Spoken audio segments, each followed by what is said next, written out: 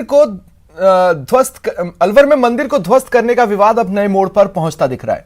पहले प्रशासन ने मंदिर बनाने की बात की, फिर कांग्रेस ने भी मंदिर फिर से वहीं बनाने का ऐलान किया, लेकिन अलवर विवाद पर सियासत जारी है। पहले मंदिर पर चला बुलडोजर, चिल्ला चिल्लाकर और सन्यासी बनकर जो गेरुआ वस्त्र पहनकर झूठ बोलते हैं, ऐसे लोग भी इनके जीत करवा गए हैं। तो ऐसे में बीजेपी को माफी मांगनी चाहिए पूरे देश से। राजगढ़ में उन्होंने मंदिर तोड़ा है और मंदिर तोड़कर फिर उन्होंने झूठ बोला है। फिर अलवर को लेकर सियासी वार। हमारे साथ जो बीती है, हमारे साथ जिस प्रकार से अन्याय इस कांग्रेस सरकार ने किया है, राजगढ़ के लोगों के साथ हमारे साथ जो किया है, उसका बदला राजगढ़ की जनता जरूर लेगी। अब मंदिर वहीं बनाने के दावे, और ये मंदिर यही बनेगा, इसका मैं आपको आश्वासन देता हूँ, इसकी मैं प्रतिज्ञा लेता हूँ, इसका मैं वादा करता हूँ आपसे, और मंदिर का जो भी खर्चा होगा मैं करूँगा। अलवर के राजगढ़ में 300 साल पुराने मंदिर को तोड़े जाने की विवाद ने देश भर में सुर्खियां बटोरी। मंदिरों को तोड़ने का आदेश बीजेपी शासित नगर पालिका का था या प्रशासन का, इसको लेकर कांग्रेस और बीजेपी के अपने अपने दावे हैं। लेकिन इतना तय है कि एक मुद्दे पर सियासी दल हो या प्रशासन, वो एक राय है, और वो है कि विकास के नाम पर जिस मंदिर पर बुलडोजर चला, उस मंदिर को फिर से बनाया जाएगा। देखिए, ये नगरपालिका के स्तर का ही मैटर है। नगरपालिका इस चीज को, क्योंकि खुद ऑटोनोमस बॉडी है, और यदि वो चाहेगी, जहाँ पे भी उनको लगता है कि जो निर्विवाद स्थल है, नगरपालिका स्वयं उस चीज को जो है सक्षम है अपनी उस जगह को आइडेंटिफाई करके, यदि वो चाहे तो निर्माण करवा सकती है। वहीं राजगढ़ में शनिवार का दिन सियासी दौरे का रहा। पहले बीजेपी की फैक्ट फाइंडिंग टीम पहुंची, लोगों से मिली और सरकार पर निशाना साधा। तो थोड़ी देर बाद भंवर जितेंद्र सिंह की अगुवाई में कांग्रेस की टीम ने यहां का दौरा किया।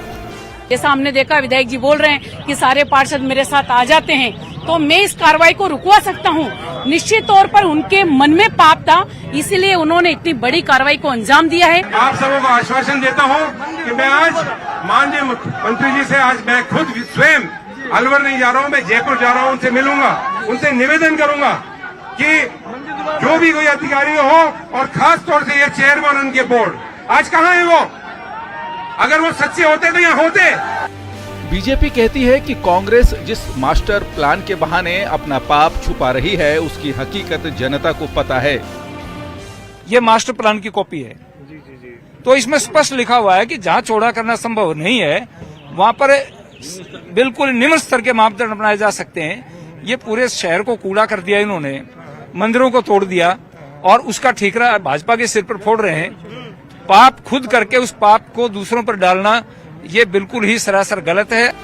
तो कांग्रेस का आरोप है कि बीजेपी को राजगढ़ की जनता ने सबक सिखाने का मन बना लिया है।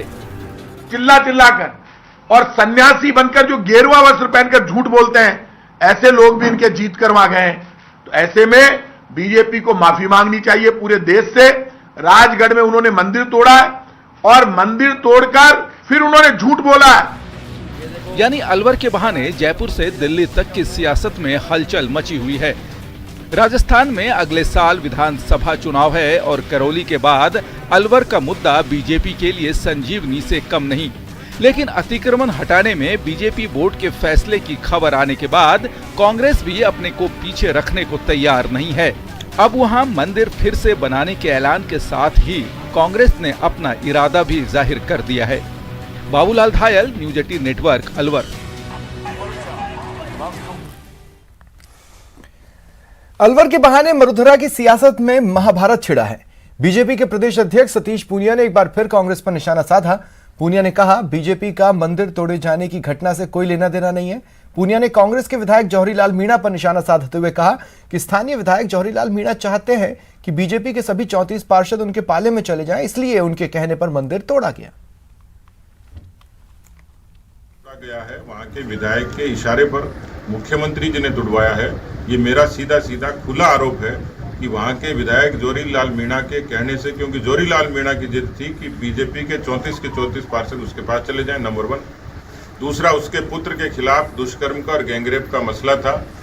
उस मसले पर वहां के स्थानीय लोगों ने उसके खिलाफ ज्ञापन दिया। वहाँ के विधायक ने धमकी दी कि मेरे पुत्र के खिलाफ इस तरीके से ज्ञापन न दें। उसका नतीजा ये थे कि वहाँ निर्दोष लोगों को जिनके पट्टे थे उन पट्टे वाले मकानों को भी तोड़ा गया।